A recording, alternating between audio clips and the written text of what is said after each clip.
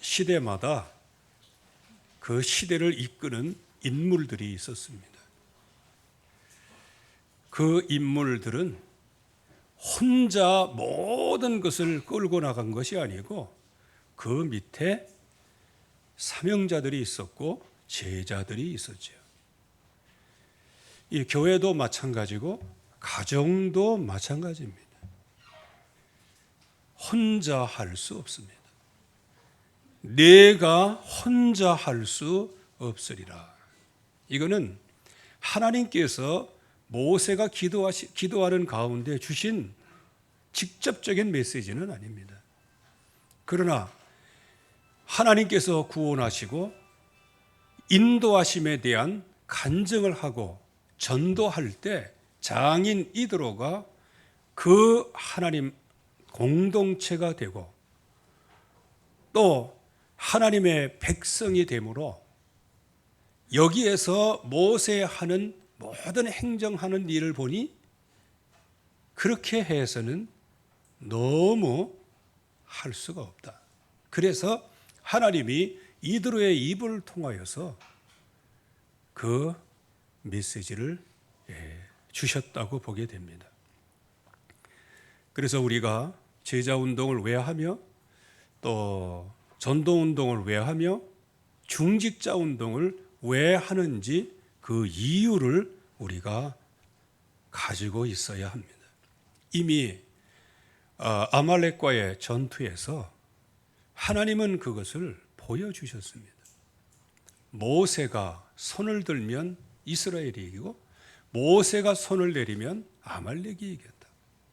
그래서 모세의 손이 내려오지 아니하니 아말렉이 정복이 되었고 여호수아 그 군대가 승리를 하게 되어지죠. 그러면 여기에서 모세의 손이 내려오지 않도록 누가 도왔는가 하는 겁니다. 바로 그 옆에 아론과 훌이 모세를 평안한 가운데 앉혀놓고 지팡이 든 그 손 그것을 양옆에서 잡아 올릴 뿐만 아니고 그 손이 내려오지 않도록 거기에 장치를 해둬서 낮이 지나도록 해가 지도록까지 내려오지 않도록 했다는 겁니다. 이거를 통해 가지고 모세 혼자 할 수 없는 겁니다. 그래서 하나님이 중직자들을 세우시고 또 제자들을 세우시고 일꾼들을 그래서 세우시는 겁니다. 그래서 오늘 이 말씀을 통하여서 우리 일꾼에 대한 이유를 발견하고 또 일꾼의 축복을 받으려고 하면 어떤 준비를 해야 되는지 이거를 하나님이 우리에게 들려주시는 말씀 속에서 여러분들이 찾아낼 수 있기를 바랍니다. 공통적인 게 하나 있어요. 알아야 될 언약이 있습니다. 이미 하나님께서는 이 피 언약을 통해서 애굽에서 구원해 내셨습니다. 또 흑암 저주의 노예가 된 그 자리에서 하나님이 구원을 하신 거예요. 저와 여러분들이 허물과 죄로 죽었던 우리들을 살리셨어요. 우리가 과거의 모든 흑암 저주의 문제, 운명 저주, 사탄, 지옥의 권세에서 우리를 완전히 구원해 주셨습니다. 그런 구약에서는 피라고 얘기하고 신약에서는 십자가 그리스도라고 얘기하죠. 그래서 이 피 언약을 붙잡고 그 피를 문인방에 바를 때 그 안에 속한 모든 사람들이 안전하게 운명 저주 사탄 지옥 권세에서 완전히 해방을 하나님이 시키신 것이죠. 그 증거로 10가지 재앙, 그게 10가지 우상이요. 그게 한마디로 얘기하면 세상의 모든 우상을 집대성한 10가지로 보는 겁니다.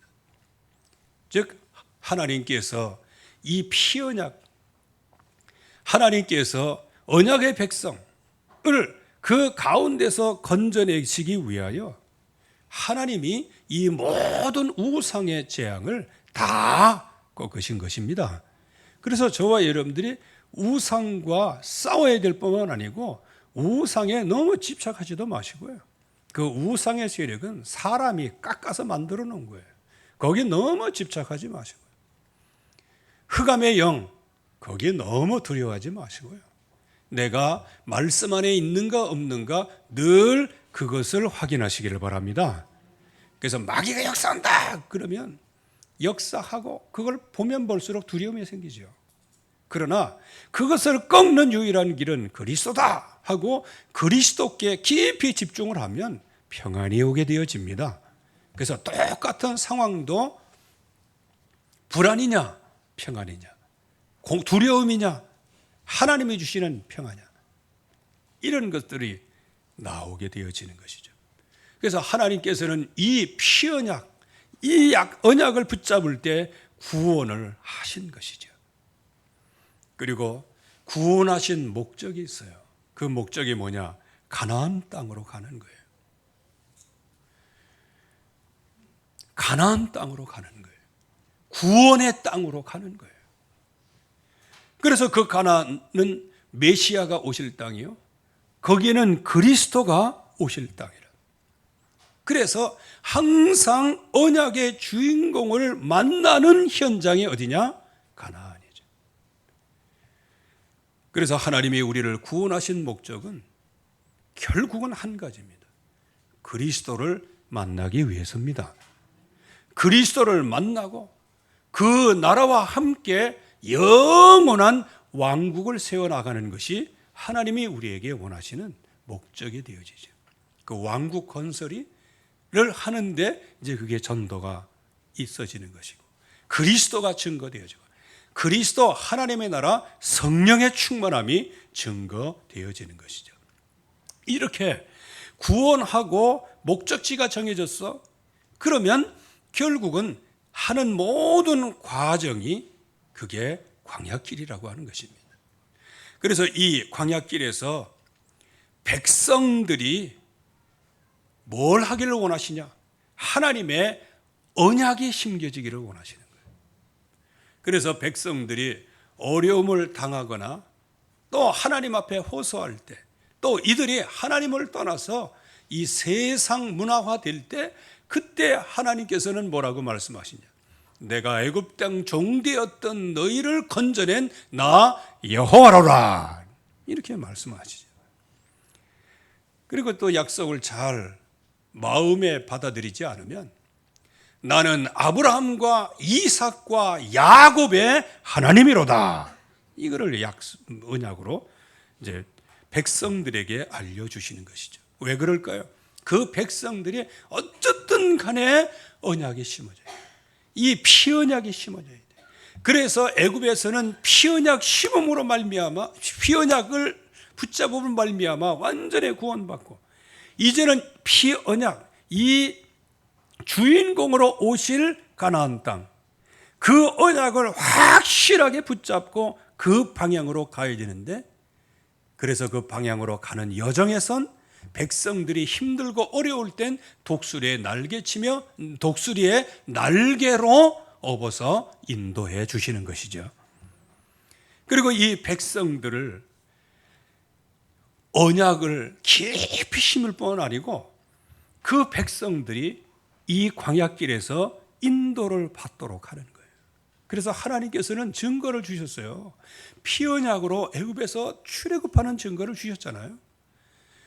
그리고 모세를 통하여 그 하나님의 임재의 상징인 지팡이가 들려질 때 이 홍해가 갈라지고 마른 땅같이 건너는 역사가 있었잖아요. 그리고 낮에는 구름기둥, 밤에는 불기둥으로 완벽하게 그 백성들을 인도하는 증거를 주셨어요. 그래서 그 증거를 하나님께서 그 백성에게 보여주시는 거예요. 왜요?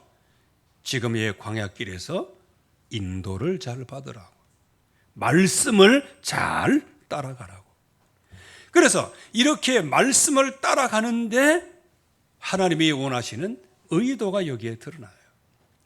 백성들은 신앙생활이 불신앙, 신앙, 이게 강약, 온탕, 냉탕 왔다 갔다 하지만 그러나 이 하나님의 백성이 살아서 광야 40년을 통과하는 그거를 통하여서 이미 가나안 족속은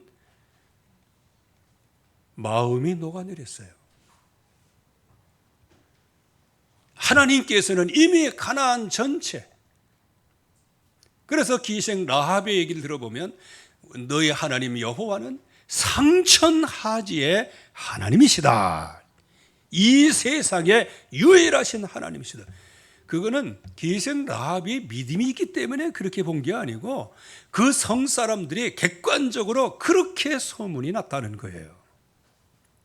즉 하나님께서 백성들을 인도해 가시는데 그 인도하는 모든 것이 선교가 되고 그게 전도가 되어지는 겁니다. 이게 하나님께서 하시는 거예요. 그래서 여러분들이 복음 안에서 벗어나지만 않으면 여러분들을 통하여 하나님이 여러분들을 가정 가문을 사실 줄로 믿습니다. 이거는 내가 잘한다 못한다가 아니에요. 하나님이 역사하시면 모든 것이 가능한 거예요. 또 어떤 분은 아유 내가 그래도 뭐 말씀대로 살아야지. 말씀대로 살아야 됩니다. 그리고 내가 그래도 선하고 착하게 이렇게 해야 또 이게 복음을 받을 거 아닌가. 여러분들 착하다고 해서 마귀가 복음 받는 거 아니에요. 여러분들 우리가 사는 이 현장은 정글과 같답니다. 그래서 어떤 사람이 기고한 내용에 보면 이 싸움이 있는 이 정글과 같은 곳에서는 착한 사람이 한 번도 이긴 적이 없었대요. 도리어 밥이 돼버리고 말지. 그래서 우리는 세상에서의 착한 일을 통하여 사람을 변화시키려고 하는 것보다는 그리스도 안에서 내가 말씀의 인도를 받을 때 그 현장은 변화되는 겁니다. 내 착함이 증거되면 그건 아무것도 아닌 거예요. 그건 이제 오동주 맹주 바보가 되는 거예요. 그래서 애들도 그런다니까요. 제가 어렸을 때도 이렇게 보면 어른들도요 성질이 있고 막 욕하고 그러면 애들이 쭉 왔다가 눈치 싹 보고 이렇게 쭉 가요. 그런데 이제 아주 뭐 애들 보고 허하고 뭐 이렇게 잘못하고 그래도 잘해주고 막 그래. 애들이 떼거지로 모여갖고 돌 던지고 그런다니까. 그래갖고 이 착한 아저씨가 너무 화가 났고 회초리가지고 그냥 몇 번째 두드려 패고 나니까 그 다음부터는 그냥 서서슬 기어가지고 막.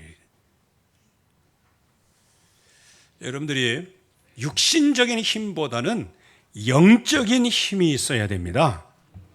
그래서 이렇게 하나님께서 우리를 구원하시고 목적지를 주시고 광야길을 가게 하실 때에는 확실하게 체험할 세 가지가 있어요.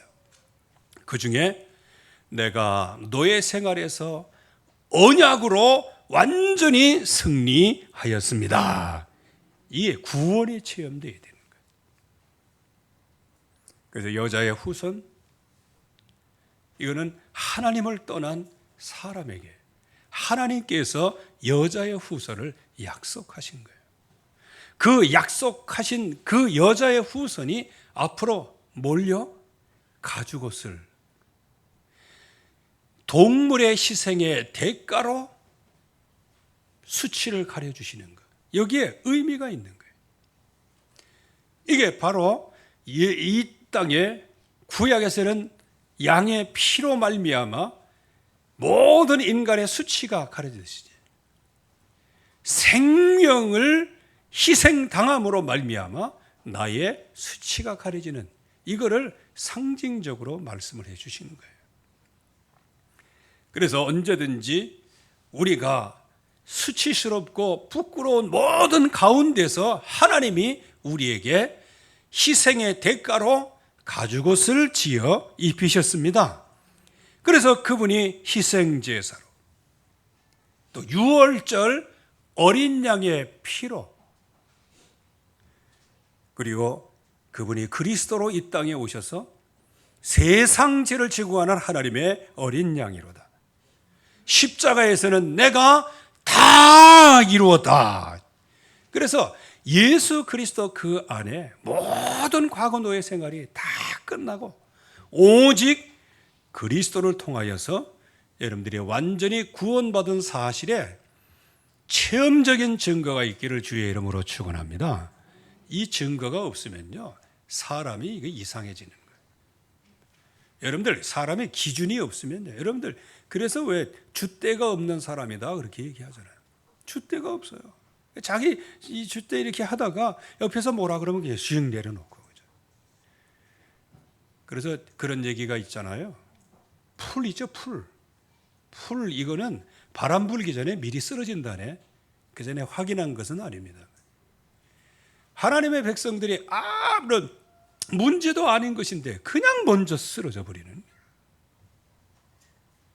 저와 여러분들은 이미 그리스도 안에서 완벽한 구원을 받았습니다. 그래서 여기에서 확실한 승리의 증거를 얻어야 되는데 거의 대부분 어디에서 무너지느냐? 고난의 여정에서 무너지는 거예요. 이제 신명기 8장 늘 말씀을 드리죠. 또 그 이전에도 말씀하셨어요. 하나님의 말씀을 따라가나 안 따라가나 그것을 시험코자 함이라. 여러분들, 이 광야를 주신 것, 어려움을 주신 것, 문제를 주신 것, 위기를 주신 것, 시험을 주신 것, 또 나를 그 연약한 가운데 그냥 두시는 것처럼 보였지만 이것이 뭐냐? 하나님을 말씀을 따라가나 안 따라가나 그것을 시험코자 함이었다. 그래서 고난의 여정에서 하나님은 완벽하게 인도하십니다. 이 인도에 확실한 체험이 있기를 바랍니다. 자, 하나님의 말씀은 거울로 주셨다고 말씀하시고요. 하나님의 말씀은 교훈으로 주셨다고 말씀하세요. 그러면 우리가 지금까지 말씀을 따라 인도를 받아왔는데 이때에 그 말씀, 교훈을 삼아야 될 거 아니겠어요? 자, 그렇다면 이제 하나님의 백성의 구원을 받아 홍해 광야로 나왔어요. 진퇴양난에 빠졌습니다. 앞에는 홍해, 뒤에는 애굽 군사. 정말로 공포감이죠. 그때 거의 대부분의 사람들이 다시 애굽으로 돌아가자. 여기서 죽는 것보다 애굽으로 돌아가는 게 낫겠다. 이렇게 해서 온 백성 전체가, 그럴 수 있어요. 어려움이 있을 수 있습니다. 그리고 스루 광야에서는 굉장히 쓴물이 나오죠. 마라의 쓴물이. 차라리 아무것도 없으면 괜찮아요. 아무것도 없으면. 이거 제가 참 좀 옛날 얘기입니다만은요. 이제 저쪽에서 제가 개척할 때 앞에 딱 나오면 그게 지나가요. 이 열차가 지나가는데 그 전에 식당 칸이 어떻게 생겼는가 하고 식당 칸에 가서 밥을 한번 먹은 적이 있었거든요. 그래서 요게 식당 칸이구나. 근데 제가 21일 금식기도를 하게 됐어요. 그래서 밑에 교육관에 있다가 이제 위로 올라와 가지고 기도하다가 또 그 앞에는 이렇게 라운드로 이렇게 창이 돼 있어 갖고 딱 보면 앞에 이거 기차가 지나가는. 기차가 지나가는데요. 조금 전까지 거의 한 15일 이렇게 해도 배고픔을 잊어버리고 있었는데 딱 지나가는데 식당 칸이 보이는 거야. 배고파 미칠 뻔했습니다. 그때 내려와서 또 생수 그거 마시고 이 말씀을 드리는 이유는 차라리 운물이 없었으면 괜찮아. 왜? 기대값이라도 없잖아. 근데 운물이 있어. 근데 먹어보니까 이게 쓴물이야. 이야, 에라 이게 혹시나 하시는 게 역시나다. 이렇게 되어지는 거예요. 여러분들이 세상의 것에 속지 않기를 바라요. 그 세상의 쓴물에 속지 마세요. 그리고 신강야로 나왔는데 이게 먹을 것이 없어요. 또 르비딤으로 왔는데 또 갈증이 와요. 그 갈증이 해결된 것 같은데 또 아말렉이 쳐들어와서 또 전쟁을 해야 돼요. 야, 이건 한마디로 얘기하면 산 넘어 산, 구름 위에 구름, 엎친 데 덮친 격으로 끊임없이 오는 거예요. 여기까지만 우리가 생각해 봐도 광야 여정은 고난의 여정이에요. 이거는 인간적으로 걸어가면 이거는 실패하는 여정이에요. 고생하는 여정이에요. 그런데 이 목적을 우리가 바로 알아야 되는 것이거든요. 그게 신명기 8장 1절에서 10절 말씀이죠. 너희를 광야에서 낮추시고 굶주리게 하신 것은, 이거 보세요. 하나님께서 낮추셨죠. 낮추셨다는 게 뭘까요? 그전에는 호기 있게 사회를 위하여 전도 선교 이렇게 얘기했는데 어려움을 당하니까 이제 하루 밥 먹을 걸 걱정하고 있고, 주여 점심에 죽을 주시옵소서, 이렇게 기도하는 사람이 되었어요. 그러면 이게 어떻게 된 겁니까? 이건 낮추신 거예요. 잘 나가다가 어느 날 나락으로 하나님이 낮추시는 거예요. 그리고 굶주림, 이거 배고픈 거예요. 그래서 여기 이렇게 하나님이 낮추시고 굶주리게 하시는 이 모든 것들이 뭐냐? 말씀을 따라가나 안 따라가나 그것을 시험하고자 하십니다. 그렇게 해서 결국은 하나님을 경외하도록 만들고 하나님께서 예비하신 그 가나안 땅을 넉넉하게 차지하도록 하시는 하나님의 뜻이 숨겨져 있습니다. 그래서 이 광야의 여정, 이거를 두려워하지 말고 오직 말씀만 따라가다가 하나님을 경외하는 법을 배우고, 또 우리의 목적지 그리스도가 오실 땅, 메시아가 오실 땅, 거기에서 세계 복음화가 이루어질 땅, 하나님 나라가 이루어질 땅, 그 약속을 붙잡고 깊이 행군을 해야 된다는 거예요. 여정을 걸어가야 된다는 거예요. 그래서 이러한 여정을 시편 119편 67절에서는 이렇게 표현하고 있어요. 내가 고난 당하기 전에는 길을 잃었더니, 여기 길을 잃었다는 게 뭘까요? 여러분들 어떤 목적지를 향해서 갈 때는 길을 잊어버리면 안 되는 겁니다. 근데 관광지에서는 길을 잃어버린, 가이드 따라가니까 길을 잃어버릴 필요도 없겠지만 그래도 이제 왔던 자리는 돌아가야 되죠. 그러니까 그냥 그런 데서는 그냥 막 왔다 갔다 하다가, 그래 이제 나중에 길을 잊어버리고 하긴 하는데, 확실한 목적지가 있어야 길을 잊어버리질 않지. 그러니까 고난 당하기 전에는 그냥 막 복잡단하는 길을 막 살고 그래도 평안하게 살았는데, 나중에 고난 당해 보니까 유일한 길, 이걸 하나를 놓치고 내가 엉뚱한 길로 나갔었구나. 이제 이거를 깨닫게 된다는 거예요. 내가 고난 당하기 전에는 길을 잃었더니 고난 당한 후에는 주의 말씀을 지키나이다. 즉 고난이 오는 모든 것들이 하나님의 말씀을 따라가지 않고 계속 불신앙하니까 이 고난의 여정, 광야의 여정에서 승리할 수가 없는 거예요. 특별히 시편 119편 71절 말씀에 보면, 그러므로 고난 당하는 것이 내게 유익이라, 이로 말미암아 주의 율례를 배우나이다. 언약을 깨닫는다는 거. 언약을 깨닫는다는 거, 이거는 모든 것을 깨닫는 것이고, 또 다시는 고난 여정 속에 있지 아니하고 정복의 여정 속에 있게 하시는 하나님의 구원의 대열에 들어가는 겁니다. 그래서 우리가 언약을 체험할 뿐만 아니고 고난의 여정 가운데서 진짜 하나님의 인도, 그 고난은 나에게, 고난당하기 전에는 내가 길을 잊어버리고 있었는데, 고난당하고 난 다음에는 진정한 길인 하나님의 말씀의 내 발의 등이요 내 길의 빛이 되신 그 말씀을 지키게 된 나이다. 이렇게 되어지는 것이다. 이렇게 하나님께서는 구원의 증거를 주실 뿐만 아니고 승리를 주시게 되어지죠.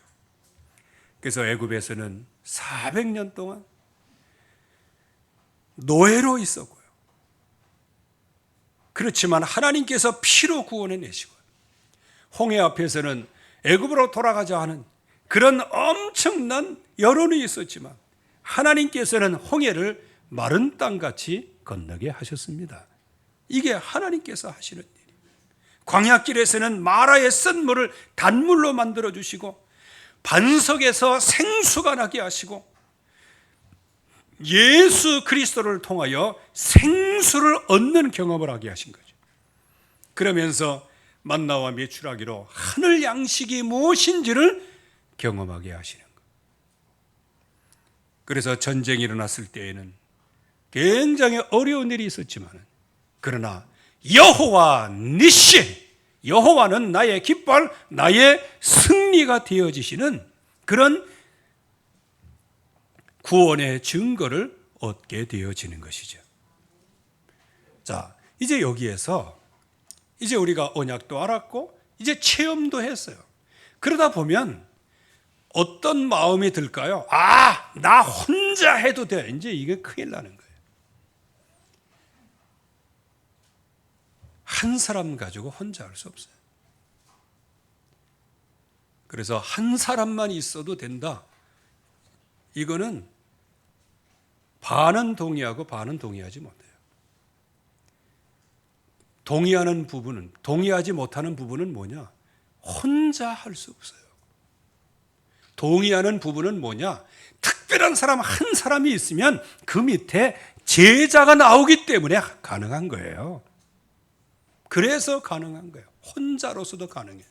그런데 그 밑에 제자가 없이 혼자 하려고 하면 결국 산 꼭대기에서 모세가 손을 들고 있는 것과 같이 그 체력의 한계 때문에 소진되실 수밖에 없어요. 그래서 손이 내려올 수밖에 없어요. 혼자서는 못하는 거예요.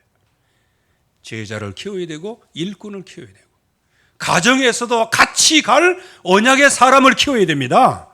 가정에서 그냥 혼자만 그냥 이렇게 하면 안 돼요.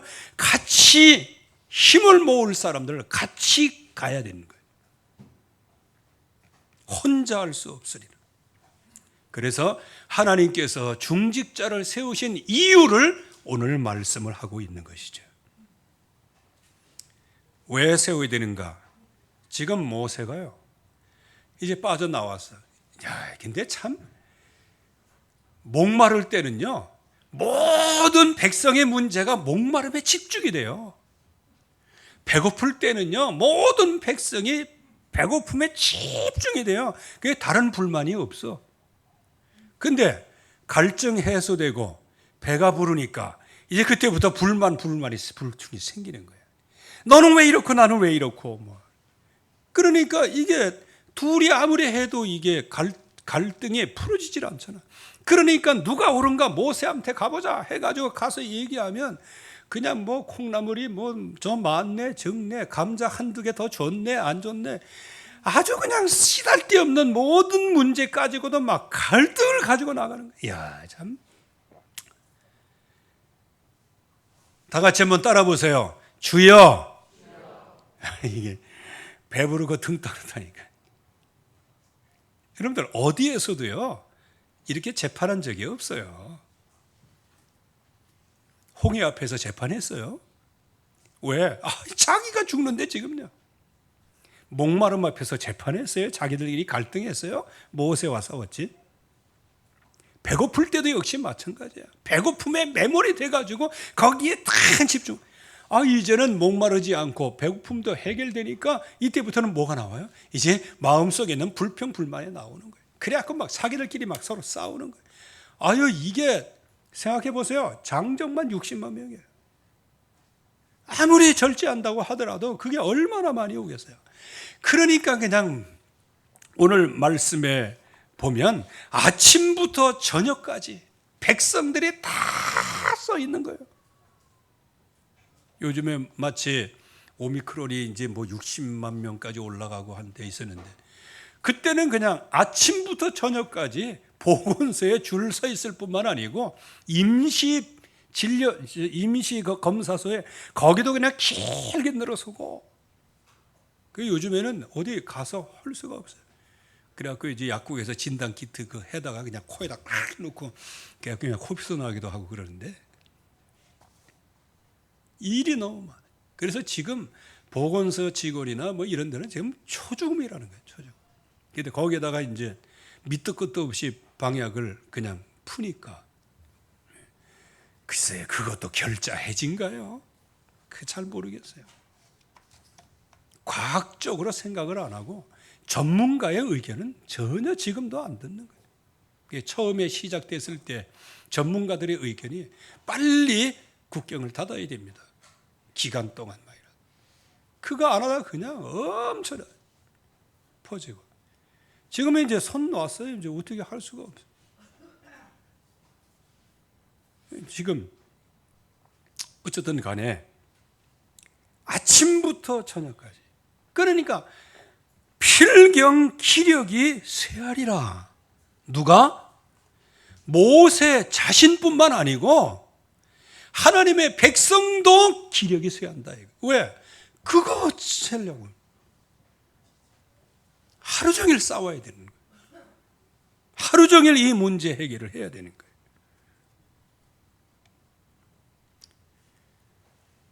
그러니까 중직자가 필요한 거예요. 여러분, 이제 중직자 여러분들이 맡은 사명을 잘 감당하시기 바랍니다. 그 사명 감당 안 하면요, 혼자 하다가 그냥 일에 눌려 죽고 기도에 눌려 죽고. 필경 기력이 쇠하리니. 그래서 저기 옛날에 그런 얘기가 있었잖아요. 옛날에는 이제 이렇게 같이 일하는 그런 개념보다는 이제 그 목사님 위주로 이제 이렇게 많이 했죠. 그러다 보니까 책임감도 너무 많고요. 그냥 아침에 일어나면부터 저녁 늦게까지 그냥 스트레스. 그래가지고 미국에서 그 저기 연구를 했는데 정신 문제가 제일 많은 사람이 목사님이래요. 왜? 모세와 같으니까 이게 이럴 수밖에 없는 거예요. 필경은 결국에 가서는 필경에는 기력이 쇠할 수밖에 없는 거예요. 그래서 중직자들이 그래서 필요한 거예요. 그래서 옛날에는 그 어른들이 이제 혼자 책임을 다시다 보니까 얼마나 마음이 그래요.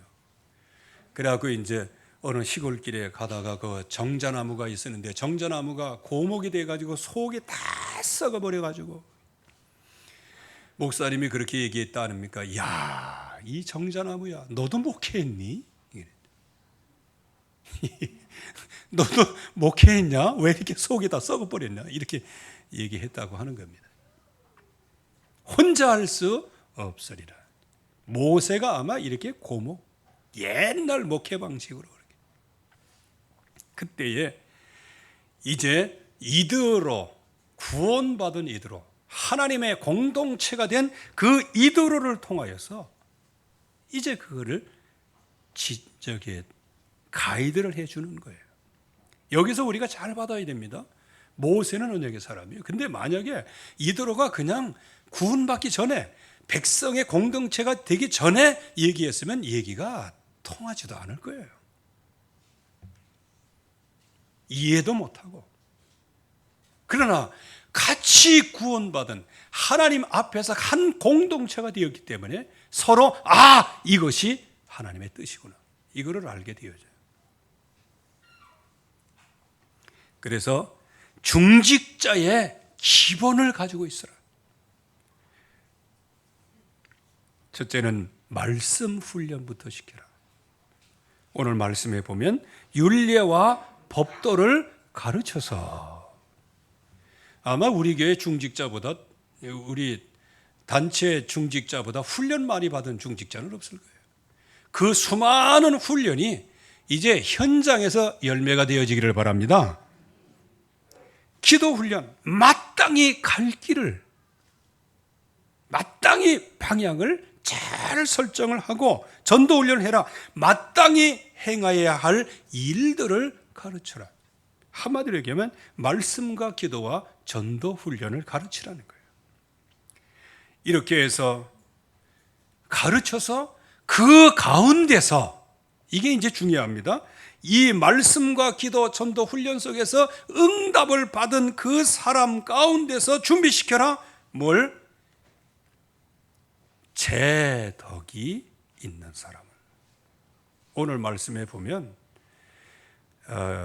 온 백성 가운데 능력이 있는 사람들 이렇게 했는데, 능력이 있다. 이게 참, 그래서 이전 성경이 좀 더 한자긴 하지만 더 괜찮아요. 제 덕이 겸전한 자 이렇게 나와 있어요. 제 덕, 이게 뭡니까? 재능. 이 재는 그 돈 많은 게 아닙니다. 제 덕, 기능과 덕이 있는 사람. 여러분들, 기능은 있는데 덕이 없는 사람이 있어요. 덕이 없는 사람은 뭐예요? 아무나 붙잡고 막 싸우고 그러니까 덕이 없어서 그래요. 덕 있는 사람은 모든 것을 수용하고 하나님의 뜻, 약속을 다 붙잡고 사람들의 얘기를 다 수용하고, 그리고 실제적으로 나에게 지금 기대했는데 그 기대 말고 다른 일이 주어졌을 때에 그것도 하나님의 뜻인 줄 알고 아멘 하면서 나아가고 마음의 상처를 입지 않는 게, 그게 덕 있는 사람이에요. 근데 거의 대부분 기능도 있고 모든 사명도 있는데 뭐가 없어요? 덕이 없어, 덕이. 그래서 믿음에는 뭐를 세우라? 덕을 세우라고 말씀하시죠. 제 덕이 겸전한 자.